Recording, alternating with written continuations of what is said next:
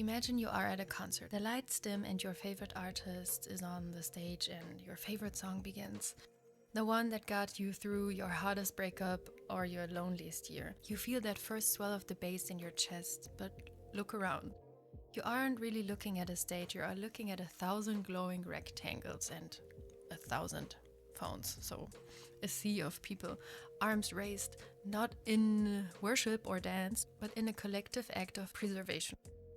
It's not news that we scroll and we take pictures, we record everything. Every sunrise, every birthday, every fleeting love is funneled through a lens and compressed into a file. We tell ourselves we are capturing the moment, but there is a quiet and haunting paradox at play. The more we try to capture life, the less we actually inhabit it, the less we are actually in the moment. In our desperate attempt to keep the moment from slipping away, we pull ourselves out of the experience. We have traded the raw and sensory richness of the now for the anticipation of a later that may never come. So today we're going to look at the photo-taking impairment effect. It sounds so smart, doesn't it? The philosophy of being and why the best moments in your life are the ones you let go of. I guess it kind of feels like common sense, doesn't it? If I take a photo, I have a permanent record, and therefore I will remember it better. But the human brain is a master of efficiency, or perhaps a master of laziness. In 2014, psychologist Linda Henkel conducted a landmark study at Fairfield University. She sent students to a museum. Some were told to observe the art, and others were told to photograph it. The results were actually startling. The students who snapped photos remembered significantly fewer details about the objects than those who simply looked at them. This is what researchers call offloading. When you hit that shutter button, your brain receives this subconscious signal that tells you, I don't need to store this information right now anymore because the chip has it already covered. So we aren't just taking a photo, we are really outsourcing our consciousness to an external hard drive. But here's the kicker, we don't just lose the visual details, we also lose the emotional texture. A study in the Journal of Experimental Psychology found that when your attention is divided between experiencing and documenting, the emotional intensity of the event flattens. So imagine standing on a mountain peak at sunset during your holiday travels. If you're busy finding the panorama setting, you really aren't feeling the vibe of the whole situation. You are not really feeling the wind on your neck and the sun on your skin. You aren't at the mountain, but you are at a photo shoot. And it sounds fake, but we all do it. Living life through a lens isn't just a philosophical choice, it's a cognitive burden. Every time you decide to record a moment, you initiate a complex series of meta tasks. You have to judge the lighting, you have to check the frame, you have to wonder if your thumb is over the lens or if the whole situation looks good or not. This actually is high-level multitasking, even if it doesn't seem like that to us, and our brain is notoriously bad at it. Sparrow et al. In 2011 coined the term the Google effect. It's the tendency to forget information that can be easily found online, so we are now applying the Google effect to our own lives. We treat our memories like a Wikipedia page, available for reference, but not really woven into the fabric of our own identity. Think about a road trip with your friends, if you ever had one. I guess everyone had it. If you spend the drive recording snippets for a vlog that you want to share later, or if you spend the drive taking pictures so you can post them in a story, your brain is stuck in producer mode. You are anticipating the next shot. Your brain is constantly thinking about, ooh, how would this look, how would that look? You are editing the narrative in real time. Psychologist Nelson Cohen, I'm sorry, I guess I'm butchering all of the names. I really don't know how to pronounce them. Anyway, he suggests our working memory has a very strict bandwidth. Every megapixel of focus you spend on your phone is a megapixel stolen from the reality in front of you. So when the day ends, you don't have a memory of the laughter in the car when we think about this whole road trip scenario, but you have a memory of trying to capture the laughter, even if you don't want to admit it. This whole thing isn't just about memory impairment, it's also about social surveillance. In the modern age, we rarely record just for ourselves. We record for an invisible audience, because we want to share our pictures and videos with friends, but also with strangers on the internet when we post them on TikTok or Instagram. This creates what sociologists call the meta moment. When you're at a birthday party, for example, and you see the cake coming out, your first instinct is often to reach for your phone and to make a video of your friend being happy and smiling. In that split second, though, you have ceased to be a participant and have become a performer. So we're basically all fake. Uh-oh. You are viewing yourself from the outside.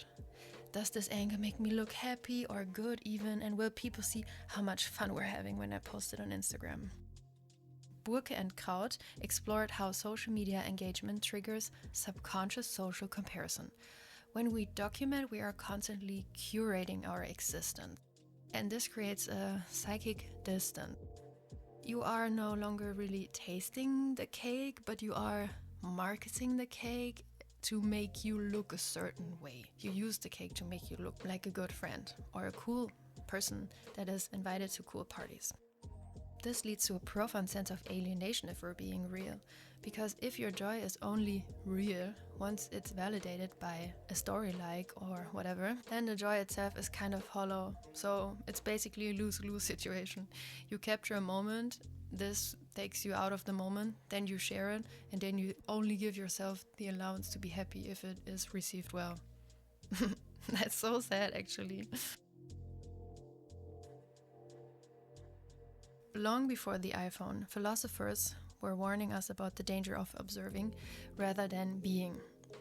I know there's a time before the iPhone, can you imagine? Martin Heidegger, the German philosopher, spoke of Dasein or being there. To truly exist is to be fully immersed in the world. So when we frame life through a device, we create a subject-object divide. We become a spectator of our own lives. Also, Buddhism kind of talks about this thing, because Buddhism offers a similar lens through the concept of non-attachment. The desire to hold a moment is, in itself, a form of suffering. But why? Why is it a form of suffering? Because the very nature of a moment is that it is fleeting. And that's good. A sunset is beautiful because it ends. And a love is so cute and precious because it vanishes after 2 seconds. By trying to save the moment, though, we are essentially trying to taxidermy it. Also, don't know how to pronounce that word, but you know what I mean, right? We want to kill the living, breathing, changing experience so we can stuff it and put it on a shelf and look at it again and again and again. And we think this will make us happy. And I guess taking photos to remember a situation is okay, but we do it all of the fucking time, so there has to be a balance. Respect the balance. Friedrich Nietzsche warned that excessive reflection, overthinking, and overanalyzing our experiences, the big three, turns life into a perpetual rehearsal. So we are always preparing to live or remembering having lived, but we are never actually living in the moment. The essence of life is its ungraspability. Like water, for example, the harder you squeeze it and the harder you squeeze the moment, the faster it leaks through your fingers. Let's be real honest with ourselves right now. How often do you actually go back and watch those 10-minute concert videos? How often do you scroll through the 14,000 photos of your lunch from 3 years ago? I guess never. Most of our digital memories are digital ghosts. They don't even exist. They haunt our storage space, but they don't live in our hearts and they don't live in our real memories of life.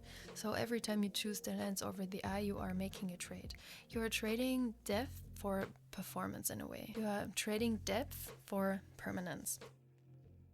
So you get a video of the wedding vows, but you lose the specific tremor in your partner's hand as you held it.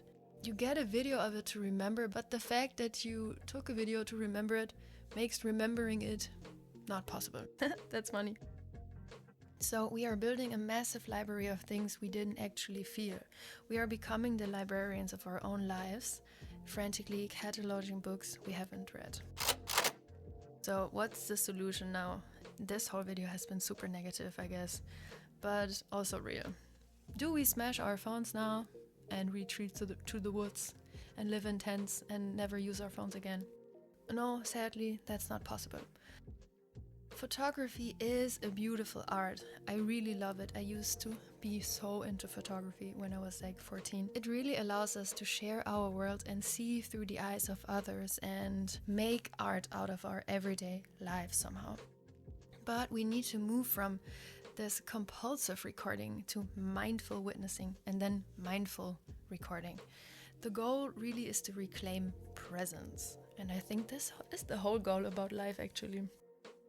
Studies in the Mindfulness Journal from 2015 show that when we engage with an event without distraction, our memory of it is actually more vivid and more stable than a photograph could ever be, because the brain doesn't just store pixels, it stores meaning, of course. So try this. The next time you see something beautiful, like yourself in the mirror or a double rainbow, a street performer, I don't know, something you think is nice.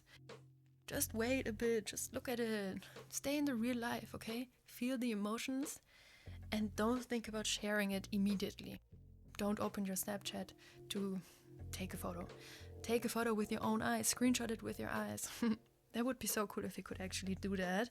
I would screenshot so much. Then again, that's a problem, because why do we like to screenshot everything? Anyway, let's go back to the script. So, give the moment your full attention. And then if you still want to take the photo, do it, okay?